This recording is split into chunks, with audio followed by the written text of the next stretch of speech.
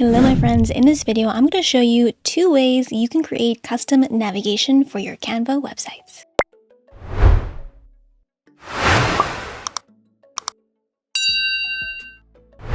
As of the recording of this video, there are 2 ways you can create custom navigation for your Canva websites. I prefer one method over the other, which I'm going to explain why. But first, let me show you what those 2 methods are. Now, what you're looking at on screen here is a Canva website template that I currently sell on Etsy. This is a real estate agent website, so if you want to check it out, you can find my Etsy shop linked in the description box down below, and I'll also be sure to put this specific template link there. You can also scan this QR code on screen right now and it will take you to a live demo of this exact website template. Now for navigation number 1, this is typically the navigation that Canva wants you to go with. So if I go to the preview button up here, what you will notice is that I have this toggled on, which is include navigation menu, and you can see here at the top, this is the navigation menu. So this is what the menu looks like when you're on desktop. If you pop over to the mobile view, you will notice that it will collapse into a hamburger menu, and you have all of your menu items here per se, which I personally really like because I want to make sure that my websites look good on both the desktop and mobile view of Canva. So this is method number 1. Let's go into method number 2. So I know a lot of agents want to have this kind of bar menu look at the top here, and they want to be able to add their logos to the navigation menu. So let's take a look at what this looks like in the preview. So this is what it will look like for desktop, and if you click on them, it will bring you to where you want it to go. So it will scroll you down the page essentially. And then if we head into the mobile view, this is what it will look like. For me, from an aesthetic standpoint, I don't personally like this look, but if you prefer this kind of navigation menu, by all means I will show you how to do it. Now you do want to make sure that you toggle the navigation menu off in this case because you are making a custom navigation bar up here.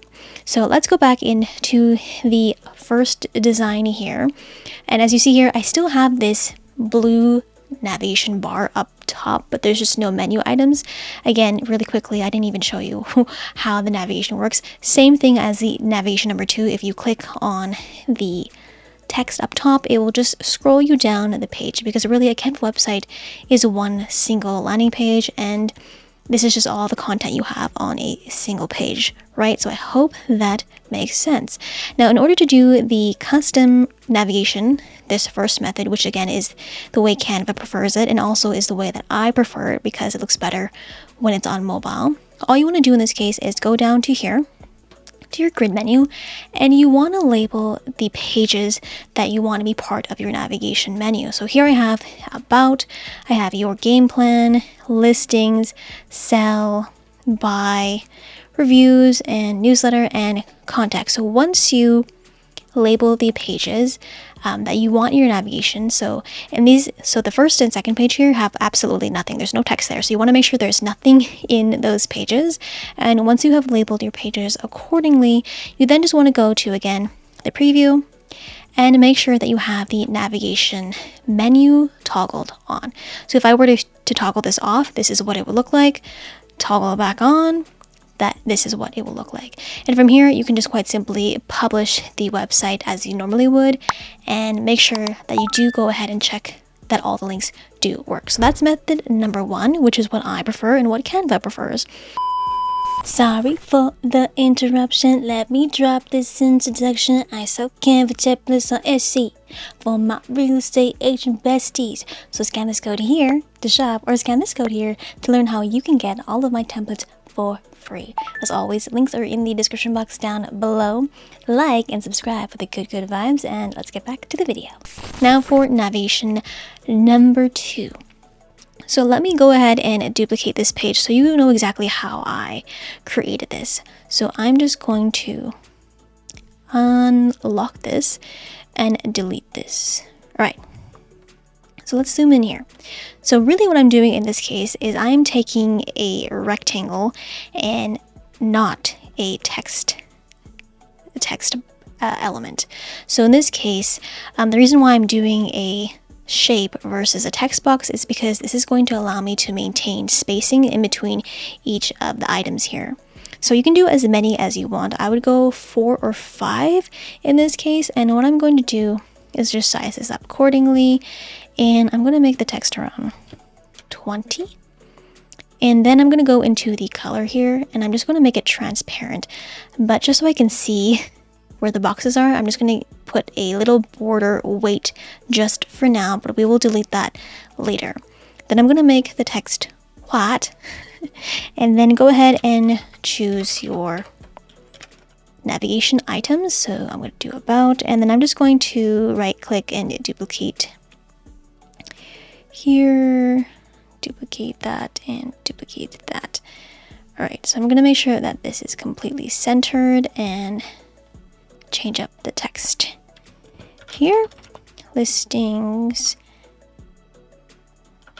views, and contact. Now from here, what I'm going to do is hyperlink each element to the specific page. So I hope you follow me on this. Okay, we are going to click on the box here, hit the 3 dots. Then I'm going to hit the link icon, and for the about section, I'm going to link it to the about page. And once again, I have labeled these pages so I know which page I want to link it to. So again, in the grid view here, I have just labeled the pages accordingly, and all I'm doing is just hyperlinking this text to each responsive page or corresponding page. So listings, I'm going to link it to the listings page here, and by all means you can actually hyperlink these items to external URLs if you wanted to. So for reviews, you could link it to your actual Google page if you wanted to, but I have a page on this design here because I want to keep people on this particular web page. So just wanted to give you the 411 on that.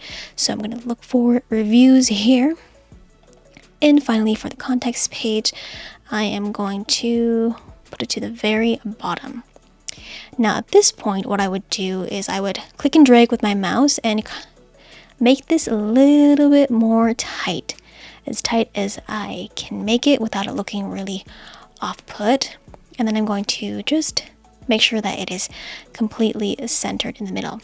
Now from here, what we are going to do is while all the items are still selected, I'm going to completely remove the border weight to 0, and I'm also going to remove that underline by just removing the underline. Now in this case, I'm going to group it, and I'm going to lock it down. So actually right here, you can lock it down. But first, let me show you what it looks like when you don't lock it down, so you have a general idea. So I'm going to delete this page here, because you can do quite a bit of troubleshooting just to make it look how you want it to look. So in preview, this is what it will look like in a desktop. Again, make sure this is toggled off. And then this is what it will look like in the mobile view. Another option that you could do is you could click and drag.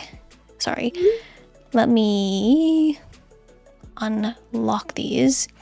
So you can click and drag your mouse to select all these, or just hit the shift key on your keyboard and then click to select all of them.